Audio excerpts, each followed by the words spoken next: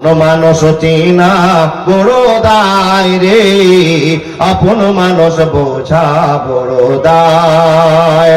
চাইলে তারে যায় না বলা, বুকের ভিতর কষ্টের মেলা। আপন মানুষ সবচেয়ে বেশি আপনকে কাঁদায়, আপনকে কাঁদায়। আপন মানুষ চিনা বড় দায় রে, আপন মানুষ বোঝা বড় দায়। বাবুই পাখি ঘর বাঁধিনি, হয় না ঘরে ঠাই। ঝড় বাদলে কাটাই রে সে ঘরের দরজায়। পারে না সে ছাড়তে মায়া, ছাড়ে না ঠিকানা। আমি হলাম পথের পথিক, সবই আমার জানা। সময় সুযোগ পেলে মানুষ আপনকে কাঁদায়, আপনকে কাঁদায়। আপন মানুষ চিনা বড় দায় রে, আপন মানুষ বোঝা বড় দায়। একবার জোরে বলুন না সুবহানাল্লাহ। রব্বুল আলামিন বলছে, বান্দা তোমাকে আমি কতটা প্রেম করি, ভালোবাসা দেখাই, কতটা দয়া করি তুমি কি জানো? আমি মানুষ এবং জিনের জন্য জাহান্নাম তৈরি করলাম।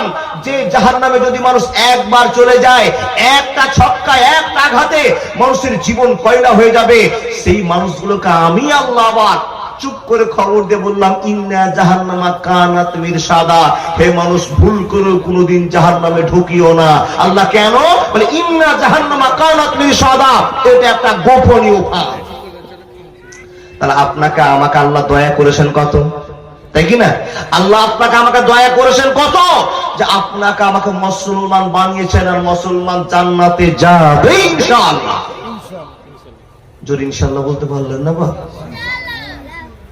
নিশ্চয় আপনাদের অন্তরে আল্লাহর ভয়, নবীর ভালোবাসা আছে। আল্লাহ আপনাকে ভালোবাসেন কত, আজকে টোটালি এটা আলোচনা করা হবে।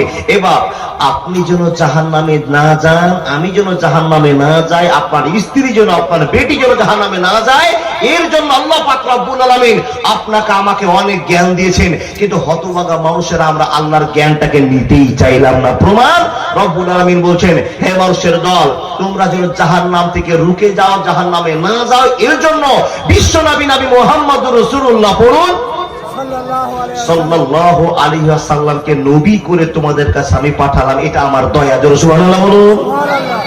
তাহলে নবী মুহাম্মদ আমাদের কাছে আসাতে আমাদের চিন্তা ভাবনা আছে না দূর হয়ে গেছে? এই বাবা, নবী মুহাম্মদ আসাতে আমাদের জীবনের পথ খুলেছে না ডুবেছে? পথ খুলেছে। আর নবী মুহাম্মদই আমাদের জন্য দোয়া করবেন কিসের জন্য? সিফাতের জন্য। মাশাআল্লাহ।